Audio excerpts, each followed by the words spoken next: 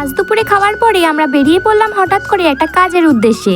Hello everyone, আমি তানিয়া। তোমরা সবাই কেমন আছো? আশা করছি তোমরা সবাই ভালো আছো আর আমি অনেক অনেক ভালো আছি। গ্যারেজে বাইক পার করে আমরা চলে আসলাম শ্যামনগর স্টেশনে। আর বেশ অনেক কটা দিনই হয়ে গেছে শ্যামনগর ছেড়ে আমার কোথাও যাওয়া হয় না, তো আজকে বেশ খুশি খুশি রয়েছি। আর শ্যামনগর স্টেশন থেকে ট্রেন ধরে আমরা চলে আসলাম দমদম স্টেশনে। দমদমে নেমে ইয়া বড় একটা লাইন পেরিয়ে আমরা কেটে নিলাম মেট্রো টিকিট। আই হোপ তোমরা টিকিট দেখে নিশ্চয়ই বুঝে গেছো আমরা কোথায় যেতে চলেছি। কিছুক্ষণ অপেক্ষা করার পরই চলে আসলো আমাদের মেট্রো। আর কেন যাই না বলতে পারবো না, মেট্রোতে উঠতে না আমার হেভি লাগে। তার কিছুক্ষণ পরই আমরা পৌঁছে গেলাম আমাদের আজকের ডেস্টিনেশন স্প্ল্যানেটে। আর তোমরা যারা যারা স্প্ল্যানেট স্টেশনে গেছো তারা তো জানোই স্প্ল্যানেটে ঠিক কতটা ভিড় হয়। আর স্প্ল্যানেটে গিয়ে আমাদের কিছু পার্সোনাল কাজ ছিল, সেটা আমরা সেরেই চলে গেলাম একটু নিউ মার্কেটটা এক্সপ্লোর করতে। আর মার্কেটটা ঘুরতে ঘুরতে আমি চলে যাই আমার ড্রিম জোনে।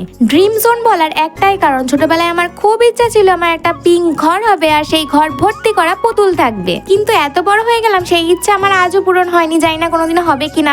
তারপরে আমি আমার মন শক্ত করে অন্য অন্য দোকানে ঘুরি, তারপরে সেই গিয়ে দেখি আবার পুতুল। এখানে এসে তো আমি পুরো নিজেকে হারিয়েই ফেলেছিলাম। আর এখানে একটা ছোট্ট গলির মতন ছিল আর সেখানে সবকটা দোকানে পুতুলই ছিল। তারপর আমাদের মনে হলো আমরা এখন বাড়ি যাব না।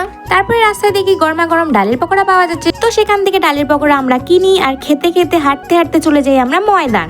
আমরা দুজনে অনেকদিন পর সেই আগের মতন একান্তে একটু সময় কাটাই। এই বর্ষাকালে এত কাদার মধ্যেও কিন্তু ময়দানে একটুও ফাঁকা নেই। এই কাদার মধ্যেও এত কাপেল নিজেদের কোয়ালিটি টাইম স্পেন্ড করতে এখানে বসে রয়েছে। সন্ধ্যা নেমে গেছে, আমরা চললাম বাড়ির পথে। তারপরে আমাদের ট্রেন চলে আসে আর আমরা বাড়ির পথে রওনা দিই। আর বাড়ির পথে আসার সময় আমরা খেয়েছিলাম অনেক খাবার। সো বাই এভরিওয়ান, আমার ভিডিও আমি এখানেই এন্ড করলাম।